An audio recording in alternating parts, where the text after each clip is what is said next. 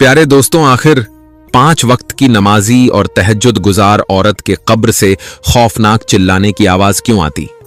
उसका बेटा कहता, जब मैं फज्र की नमाज पढ़कर अपनी मां की कब्र पर जाता तो उसकी कब्र पर आग लगी होती। कब्र के अंदर से आहों और सिसकियों की आवाजें सुनाई देती। मैं बुरी तरह परेशान हो गया कि यह सब क्यों हो रहा है।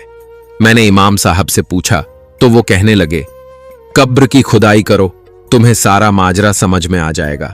मगर जब मैंने कब्र की खुदाई की तो सामने का मंजर देखकर मैं बेहोश हो गया, क्योंकि कब्र में मेरी मां के साथ।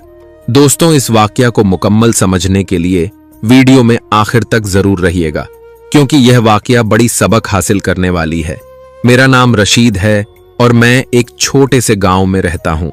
मेरी मां जरीना माई गांव में एक जानी मानी शख्सियत की हैसियत रखती थीं, जिन्हें गांव के सभी लोग, बच्चे बड़े बूढ़े, सभी बहुत पसंद करते थे और उनकी बहुत इज्जत करते थे। मेरी मां गांव में अकेली पढ़ी लिखी औरत थीं, जो पहले इसी गांव के स्कूल में टीचर थीं। वो घर में बच्चों को मुफ्त में ट्यूशन पढ़ाती और दीन की तालीम भी दिया करती थीं। गांव के कितने ही बच्चे उनके शागिर्द की हैसियत से हमारे घर में आते जाते थे। मां की टीचर होने की वजह से बहुत इज्जत थी। मां की वजह से सब लोग मुझे भी बहुत पसंद करते और सर आंखों पर बिठाते थे। मैंने सारी जिंदगी अपनी मां को नेक नामी बटोरते हुए ही देखा था। उस समय मैं नई नई नौकरी पर लगा था, जब मां कहने लगीं कि मैंने तुम्हारा रिश्ता तय कर दिया है।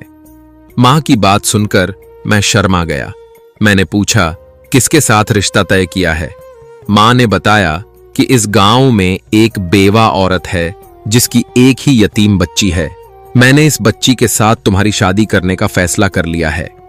मां की बात पर मेरा सर फख्र से ऊंचा हो गया था।